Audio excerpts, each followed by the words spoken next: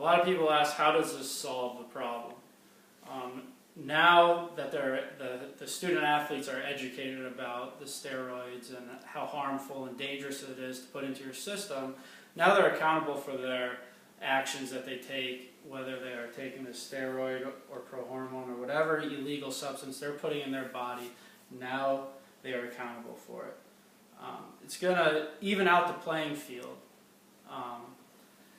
It's going to make sure that it shows the cleanest and the most athletic and the best athlete is going to be there, and there won't be a steroid abuser, way above him. Now that best true athlete is in his shadows. Arguments against testing. A lot of people thinks it invades privacy. I don't agree with that at all. I was drug tested, like I said earlier, 12 times in one season. You go into a bathroom, you pee in a cup, somebody watches you.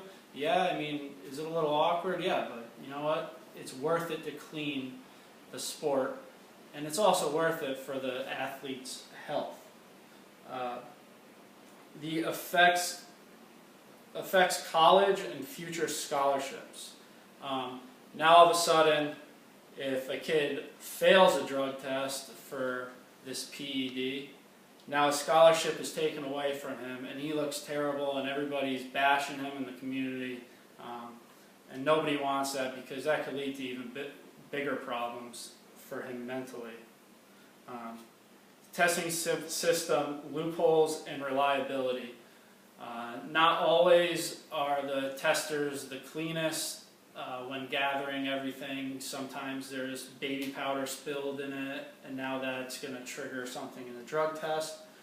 And there's also ways that athletes actually take a drink that flushes out their system from anything that they've ever been taking in 24 hours and just flushes it, and now they're able to pass the drug test. These drug tests need to be random, where these athletes don't know that it's coming.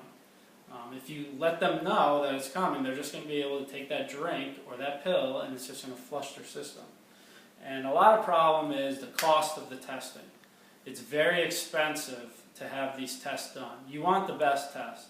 When I was tested, it was the Olympic Drug Testing Committee would come in and actually drug test the whole entire team, not just singling out a couple guys.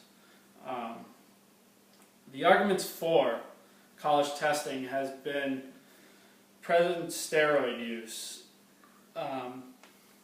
Has helped present steroid use. The college student athletes, now that they are getting drug tested, they now are afraid of doing that steroid, and it's helping clean up the system, and it's helping to bring out the best athlete. It keeps the student athletes healthy, which is a huge thing. Like I said earlier, you're only an athlete for so many years of your life, and then you have 20, 30, 40, whatever years after you're done being that athlete to be a healthy human. And someday, you're going to want a family, and you're going to want to be able to be there for the children, and you're going to want to be healthy for your family. It's also a message to kids: drugs are not the answer, hard work is. All that steroids is just cheating to be the best. It's very easy to take a steroid, and now all of a sudden you're the best guy out there, and now little kids looking up to you saying, oh, I love this Alex Rodriguez, for example, he's my favorite player, but really that's just a terrible person to look up to because he is cheating, and he's been cheating for his whole career doing steroids. Don't we want a drug-free student athlete who knows the meaning of a clean sport? You should ask yourself that every single time. You want that student athlete to have that drug-free sport. Without random testing, we are failing our youth. And finally, we need a system of drug testing to give high school athletes a clean slate. That's it. I'm right on 10 minutes. That was 4:30. Oh, that's fine. They're on 5. And now we have to take pictures of us. Oh, the thing won't stop. Man, oh man, this is like...